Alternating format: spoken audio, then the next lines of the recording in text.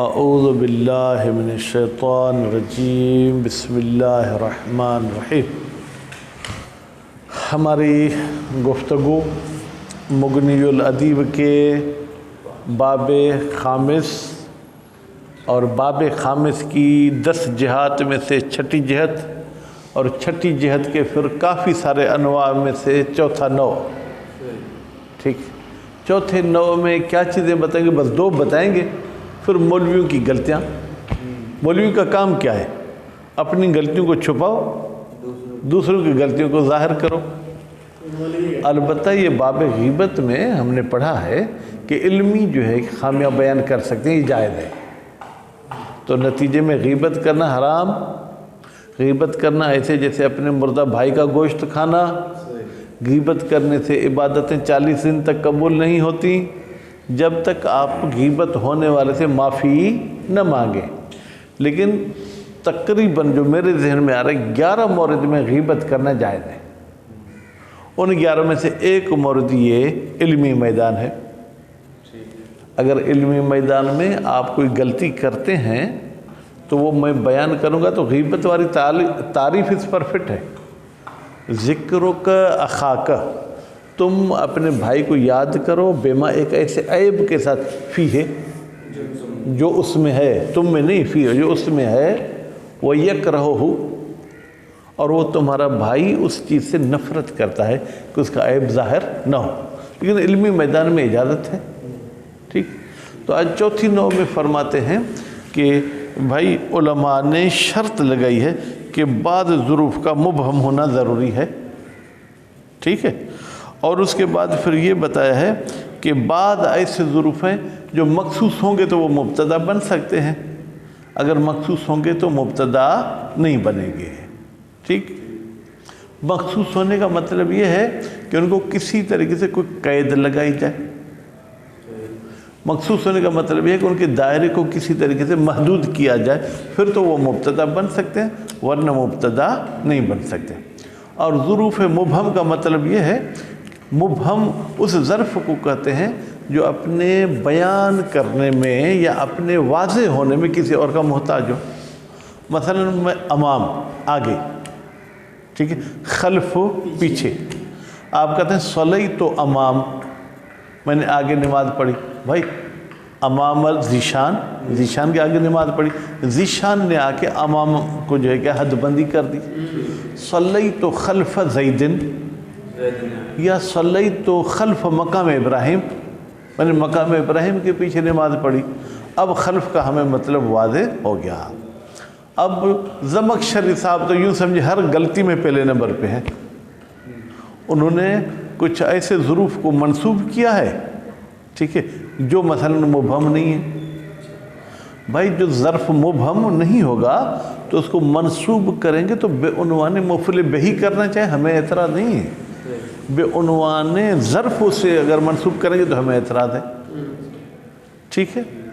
اسی طریقے سے پھر ایک اور نحوی غالباً حوفی صاحب ہیں، انہوں نے ایک لفظ کو جو کیا مثلا مبتدا بنایا ہے، ٹھیک، اور پھر ایک ظرف کو اس کی خبر لایا ہے، جبکہ وہاں پر جو ہے کیا ہے وہ کوئی اختصاص موجود نہیں ہے۔ تو یہ 2 باتیں علماء نحو نے شرط لگائی ہیں، لیکن علماء نے آ کے اس میں اشتباہ کیا ہے۔ اب اس اشتباہ کو اگر دور کریں تو کوئی توجیہ کریں گے تو اشتباہ دور ہو جائے گا۔ مثلا میں آپ کو کہتا ہوں میں نے 2 ٹانگوں والی کھائی، بھائی 2 ٹانگوں والی کھائی، 2 ٹانگوں والی عورت بھی ہے، ٹھیک ہے، لیکن 2 ٹانگوں والی مرغی بھی ہے، ٹھیک۔ مثلا آپ نے کہا کہ میں کورٹ میں جا کے کیس کرتا ہوں کہ انہوں نے 2 ٹانگوں والی کھائی، میں کہتا ہوں بھائی مرغی، لفظ مرغی نے آ کے میرے جملے کو درست کر دیا۔ تو اب جہاں پر ان علماء کو اشتباہ ہوا ہے، اگر تھوڑی بہت توجیہ کریں گے تو اشتباہ ختم ہو جائے گا، ورنہ اشتباہ اپنی جگہ پر باقی رہے گا۔ بسم اللہ الرحمن الرحیم۔ النوع الرابع، چھٹی جہت میں سے چوتھی نوع، اشتراط الابہام۔ ابہام کی بھائی عبارت کو دیکھو نا، ابھی بھی علامہ اقبال بن کے نہیں بیٹھو۔ اشتراط الابہام، شرط لگانا ابہام کی فی بعض الفاظ، بعض الفاظ میں۔ اب شرط لگانا کس کی؟ لازمی نحوی لگائیں گے نا، کیونکہ مسئلہ نحو کا ہے تو یہاں منطقی تو نہیں آئیں گے، یہاں پر صرفی بھی نہیں آئیں گے، یہاں پر فقیہ بھی نہیں آئیں گے، ٹھیک ہے۔ کا ظروف المکان، جیسے ظروف مکان ہے، لازمی نہیں ہے کہ ہر جگہ پر ظرف مکان ہو، ظرف مکان ان الفاظ میں سے ایک حصہ ہے، جیسے کل فاعل مرفوع کا ضرب زید، تو لازمی نہیں کہ ہر جگہ زید ہی فاعل ہوگا، زید اس قانون کلی کا ایک فرد ہے، ٹھیک۔ والاختصاص سے، بھائی میرے میں نے اختصاص سے کیوں پڑھا؟ نہیں، اشتراط الابہام اشتراط الاختصاص ہے، پھر بعضہا، بعضہا کی ضمیر بیٹا جائے گی الفاظ کی طرف، یعنی بعض الفاظ میں پھر انہوں نے اختصاص کی شرط لگائی ہے۔ کل مبتدعات، بھائی مبتدا یا معرفہ ہوگا، اگر معرفہ نہ ہو نکرہ ہو تو اس میں کچھ نہ کچھ اختصاص ہو، جیسے وَلَعَبْدٌ مُؤْمِنٌ خَيْرٌ مِّن مُشْرِكٍ، یہاں پر ہم نے عبد کو مبتدا بنایا، اگر مؤمن کے ذریعے اس کا دائرہ محدود نہ ہوتا تو مبتدا نہیں بن سکتا تھا، ٹھیک۔ اچھا، اب یہ لفظ جو ہے اگر انسان کا دماغ نکاح میں ہو، مجلس میں ہو، تو پھر وہ اصحاب الاحوال کا ترجمہ آپ کو ایسے کر دے گا، اصحاب الاحوال یعنی جو اصحابی تھے اور ان کے حالات مختلف تھے، حالانکہ یہ ترجمہ نہیں ہوگا، اصحاب الحال یعنی ذوالحال، صاحب الحال یعنی ایک ذوالحال، اصحاب الاحوال بہت سارے ذوالحال، یعنی ذوالحال بھی اس وقت ہوگا شاہ صاحب جب اس میں کوئی اختصاص لگے، اگر اختصاص نہیں ہوگا تو پھر وہ ذوالحال نہیں بن سکتا۔ وَمِنَ الْوَهْمِ فِي الْأَوَّلِ، دو باتیں بتائیں، پہلے میں ابہام اور دوسرے میں اختصاص۔ کہتے ابہام والے مورد میں وہم کیا ہے، ٹھیک ہے، کس نے وہم کیا؟ قول زمخشری، زمخشری صاحب کا قول ایسا ہے جس میں وہ وہم والی بات ہے۔ فی، بھئی زمخشری صاحب نے کہاں کہا ہے؟ وہ بھی قرآن کی آیت میں، فَاسْتَبَقُوا الصِّرَاطَ، بھائی فَاسْتَبَقُوا کون سا فعل ہے ذیشان صاحب؟ امر ہے، امر، ایک تو امر کیا ہوتا ہے؟ میم پہ کس نے فتح پڑھی بیٹا؟ ہاں امر ہے، ٹھیک، اچھا آپ بتائیں شاہ صاحب۔ احسنتم جزاکم اللہ خیرہ، ماضی کا تیسرا صیغہ ہے فاستبقوا، بھائی آپ کس سے مان گئے؟ استفعل یستفعل سے نا، اگر یہ فعل امر ہوتا تو فاستبقوا، فاستبقوا الخیرات، فاستبقوا با پر فتح ہے، ٹھیک۔ ایک اس جملے میں اشتباہ ہے، اشتباہ کیا ہے؟ سب جملے پڑھیں تو پھر ہر ایک کا آپ کو الگ الگ کر کے اشتباہ بتائیں گے۔ وفی، اور زمخشری کا قول جو ہے کیا ہے؟ گڑبڑ والا ہے اس آیت میں، سنعیدها سیرتها الاولی، ہم اس کو لوٹا دیں گے پہلے والی سیرت۔ سنعیدها کون سا فعل ہے یار؟ اس کو تو ایک تھپڑ لگاؤ، سین لگا پہ ہے، لگا پڑا ہے، پھر نون بھی لگا پڑا ہے، لگا پہ ہے، لگا پڑا ہے، پھر بھی فعل ماضی ہے، تو کون سا فعل ہے؟ کون سا صیغہ؟ 13واں، تھپڑ لگاؤ بھائی، لگاؤ تھپڑ، آخری ہے نا، جمع ہوتا ہے۔ اچھا چلو ٹھیک ہے۔ باب کون سا ہے؟ باب کا پتہ نہیں، اقام یقیموں سے ہوگا، پھر باب بتا، ہاں ہو۔ اس کے بعد وقول جماعت، اور تیسرا جملہ جس میں زمخشری صاحب نے اشتباہ کیا ہے، ٹھیک ہے، ایک جماعت کا قول ہے کہاں پر؟ فی دخلت الدار، میں داخل ہوا گھر میں، ٹھیک ہے، او المسجد، میں داخل ہوا مسجد میں، او السوق، میں داخل ہوا بازار میں۔ دار پہ عطف ہو رہا ہے نا، کیا ہوا ہے آپ کو یار؟ صبح صبح کو پہلی کلاس، ٹھیک۔ اب یہاں پر جو ہے جناب کتنے جملے ہو گئے بیٹا؟ ایک فاستبقوا الصراط، دوسرا سنعیدها، تیسرا جو ہے دخلت الدار، چوتھا دخلت المسجد، پانچواں دخلت السوق۔ ان هذه المنصوبات،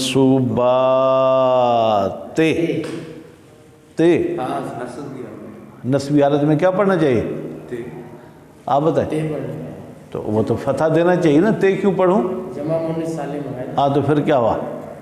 गैर मुनसरिफ वाला इराब आएगा। अस्तगफिरुल्लाह, एक मिनट, ये बोलता है गैर मुनसरिफ, गैर मुनसरिफ गैर पे मुनसरिफ वाला इराब आएगा सही इस पे। उस पे कसरा आता है गैर मुनसरिफ पे? हाँ सही है सही है सही। क्या सही है? कसरी वाली सूरत में और कसरी वाली सूरत, ये क्या कसरी वाली सूरत है? मंसूबी जो सूरत होगी ना, मनसूबी सूरत तो कोई होती नहीं, नस्बी सूरत बोलो। नस्बी सूरत वाले में कसरा है। हाँ ठीक है, ठीक है जनाब। और मनसूबात को क्यों मनसूब पढ़ रहे हैं ये बता दे दीशान साहब। क्यों मंसूब? हाँ इनने के लिए सही खबर इसम होगा ना, तो वो तो हाथ ही उसका इसम है। तो ये मुशारुल इलैह होगा ना इसमें। हाँ इशारा और मुशारुल है एक ही होता है, ठीक है। ज़ुरूफ़ुन, ज़मख़शरी साहब ने कहा कि सरात भी ज़र्फ़ है, ठीक है जनाब, और सीरत भी ज़र्फ़ है, दार भी ज़र्फ़ है, मस्जिद भी ज़र्फ़ है, सूक़ भी ज़र्फ़ है। ज़र्फ़ का दूसरा बेटा नाम पता है क्या रखेंगे? इशाम, यानी मफ़ूल फ़ी, ठीक है, कि ये मफ़ूल फ़ी है। अब इन्होंने कहा था इबाम होना चाहिए, इनमें कोई इबाम है क्या? भाई दार घर में दाखिल हुआ, ठीक है, मस्जिद में दाखिल हुआ, बाज़ार में दाखिल हुआ।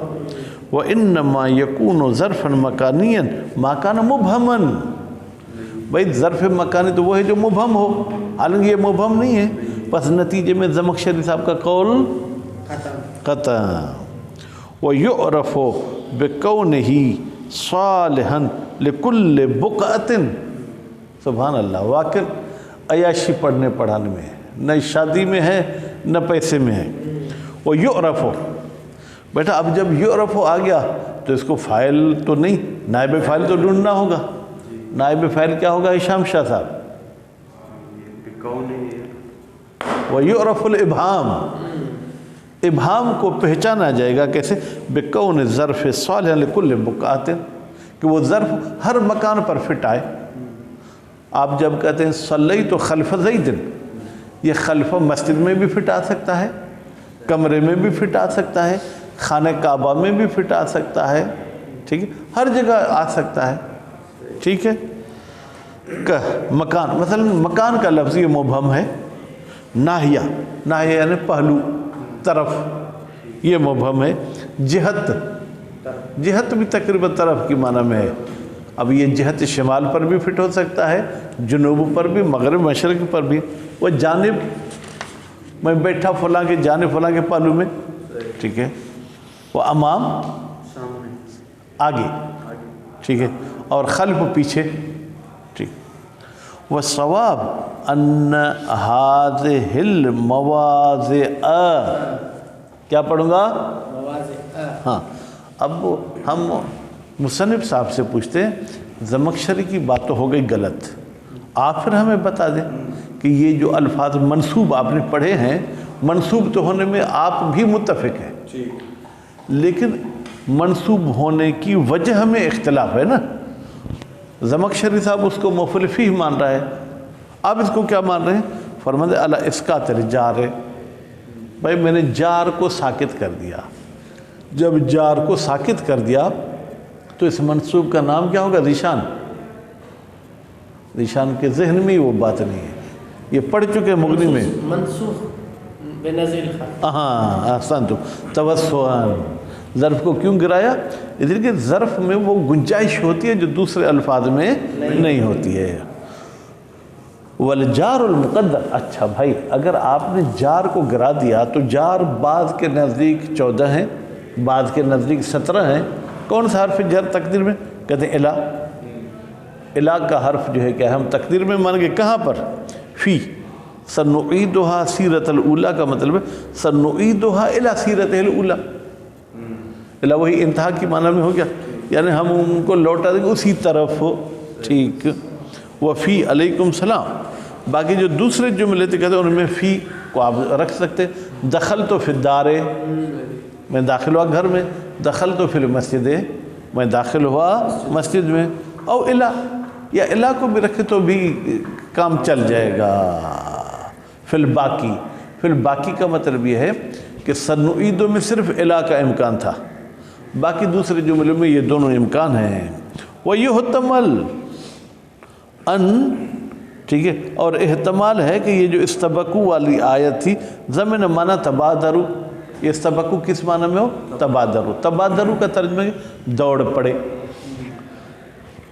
ویسے تبادر کی معنی بیٹا کیا ہے؟ اگر ہم الفاظ میں دیکھیں انسباق المعنی الی ذہن، ایک معنی کا ذہن کی طرف دوڑ کر آنا. وَيُحْتَمَلْ سیرتها ان یکون بدلا من ضمیر المفعول، اور سیرت میں منصوب بالنزع الخافض کے علاوہ ایک اور بھی احتمال ہے کہ یہ سیرت جو ہے کیا ہے؟ بدل ہو نعیدھا والی ضمیر کا، جو مفعول ہے ٹھیک ہے، من ضمیر المفعول. بدل اشتمال، یہ پھر کون سا بدل ہوگا؟ بدل کل تو نہیں ہوگا، بدل بعض بھی نہیں ہوگا، یہ بدل اشتمال ہوگا، کیونکہ اس کا اپنی سیرت کے ساتھ ایک تعلق ہوتا ہے. سیرت انسان کا جز وغیرہ نہیں ہوتی. سنعیدھا طریقتہا، یعنی پھر اس کا ترجمہ یہ ہم اس کو وہی طریقہ لوٹا دیں گے جو پہلے اس کے پاس طریقہ تھا. وَمِنَ الْوَهْمِ فِي الثَّانِي، دوسرا مورد اختصاص والا تھا، ٹھیک ہے. فرماتے ہیں قول الحوفی، حوفی صاحب کا قول ہے فی ظلمات بعضها فوق بعض، ٹھیک ہے بیٹا، ان بعضها فوق بعض جملۃ مخبر بها عن ظلمات. کہا ہے کہ یہ بعضها فوق بعض ایک ایسا جملہ ہے جس کے ذریعے خبر دی گئی ہے ظلمات کی، یعنی ظلمات مبتدا ہے اور یہ اس کے لیے کیا ہے؟ خبر ہے. وہ ظلمات غیر مختص، ہم نے تو کہا تھا کہ مبتدا میں مختص ہونا ضروری ہے، جبکہ ظلمات جو کیا ہے وہ غیر مختص ہے. فالصواب قول الجماعہ، تو یہاں پر صحیح نظریہ حوفی کا نہیں ہے بلکہ جماعت کا قول ہے. وہ کیا کہتے ہیں؟ انہو خبر لمحذوف، انہو کی جگہ پہ انہا ہوتا تو بہتر تھا. ظلمات کو اگر دیکھیں، اگر لفظ ظلمات دیکھیں تو انہو بھی چل جائے گا. یہ جو لفظ ظلمات ہے یہ خود مبتدا نہیں ہے بلکہ یہ جو کیا ہے جناب جو ہے وہ خبر ہے ایک محذوف کی. اے تلک ظلمات، تلک مبتدا محذوف، ظلمات اس کی خبر. نعم ان قدر، ہاں ایک اور بھی توجیہ کر سکتے ہیں اگر فرض کیا جائے، اگر تقدیر میں رکھا جائے ان المعنی ظلمات ای ظلمات، یا آپ ای ظلمات اس کی صفت کو تقدیر میں رکھیں تو پھر خود یہ مختص ہو جائے گا. ٹھیک، بمعنی ای ظلمات کا ترجمہ کیا ہوگا؟ ظلمات عظام، بڑے بڑے ظلم، او بیٹا کیا ہے لفظ آپ کے پاس؟ متکاسفت. متکاسفت بھی صفت بنائے کس کی؟ ظلمات کی. اب وہ متکاسفہ کا ویسے تو لفظی ترجمہ یہ لگتا ہے کسفہ سے ہے، کسفہ وہی کثیف گندا، لیکن یہاں ممکن ہے شاعر نے کچھ اور معنی ارادہ کیا ہو. محل بحث علمی حوالے سے یہ کہ یہ بھی صفت بنائیں گے کس کی؟ ظلمات کی. وَتُرِكَتِ الصِّفَةُ، بھائی اگر صفت ہے تو صفت کو تو ذکر کرنا چاہیے. وَتُرِكَتِ الصِّفَةُ، اور صفت کو ترک کیا گیا لِدَلَالَةِ الْمَقَامِ عَلَيْهَا، اس لیے کہ یہاں پر کچھ قرین حالیہ ایسے ہیں کہ صفت پر وہ دلالت کرتے ہیں. صح، صح بیٹا خبر کسی ہے. فَالصَّوَابُ قَوْلُ جَمَاعَةٍ، صحیح یہ ہے کہ یہ قول جماعت ہے. یا صح کا ترجمہ یوں کریں کہ ہم اس کو جو ہے کیا ہے جناب ایو ظلمات کی معنی میں لیں، یا ظلمات جو ہے کیا ہے عظام اس کی کوئی صفت مانے. یہ توجیہ اگر کریں گے تو صح یہ صحیح ہو سکتی ہے. نتیجے میں حوفی اور زمخشری صاحب نے اشتباہ کر دیا. صلی اللہ علیہ محمد و آل محمد.